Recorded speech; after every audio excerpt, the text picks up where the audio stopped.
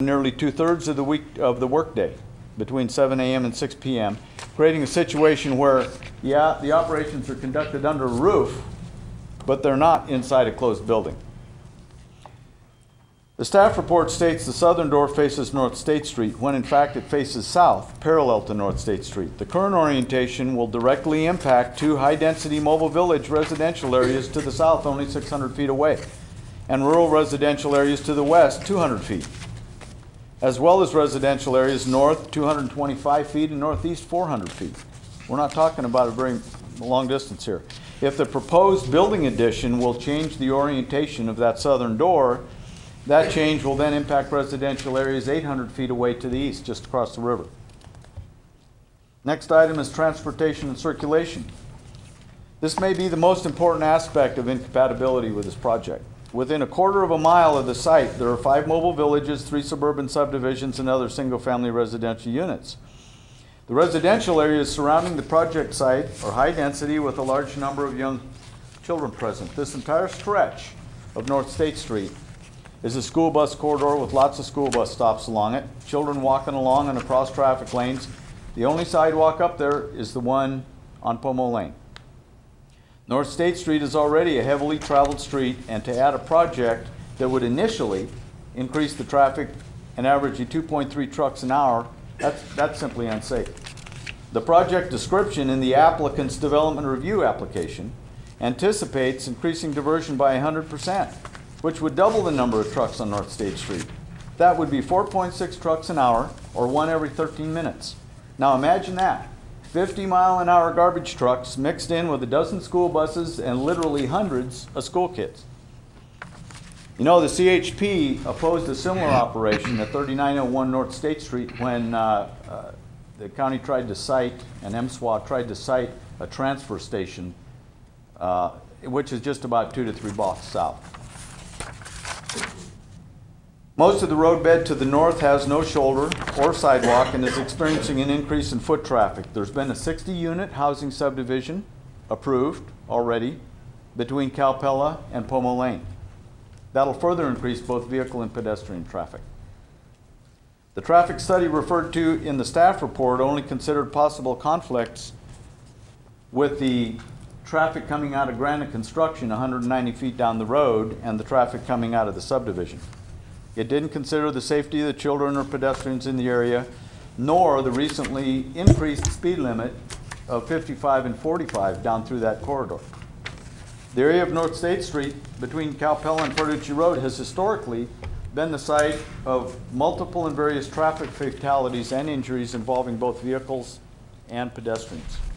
The italicized paragraph quoting the County Solid Waste Division states that having a county-based MRF, quote, is one of the overriding reasons for granting approval of this application. Again, while we all agree the benefits derived from a local MRF, granting this application at the cost of public safety and health, instead of working together to find a more suitable location, is completely contrary to the public interest.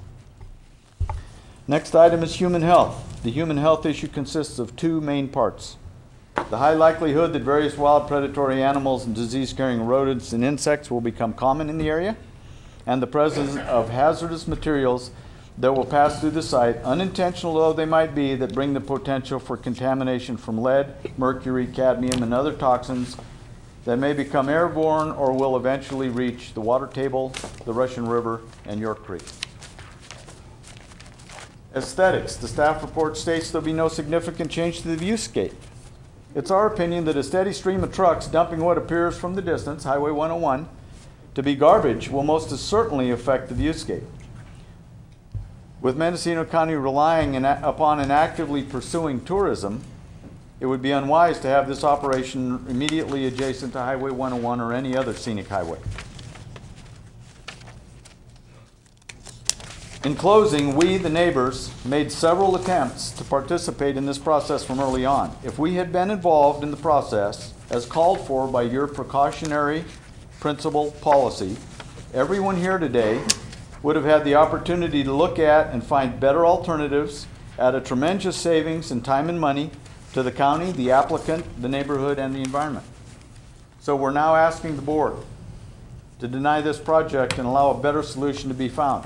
We offered to help in our very first letters. That offer still stands. There are a lot of people here today in the audience that are opposed to this project from the various neighborhoods. I'd like to see a show of hands, everybody that doesn't want to have this happen. That concludes my part of the presentation. I think we have one more section that will discuss some other options.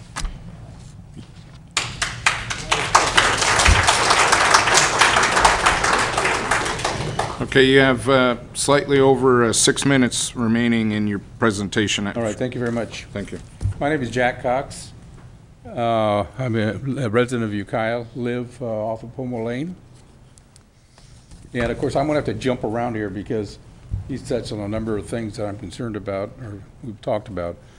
From the get-go, what we did is we suggested to the county that what they do is processing this application through the Planning Commission.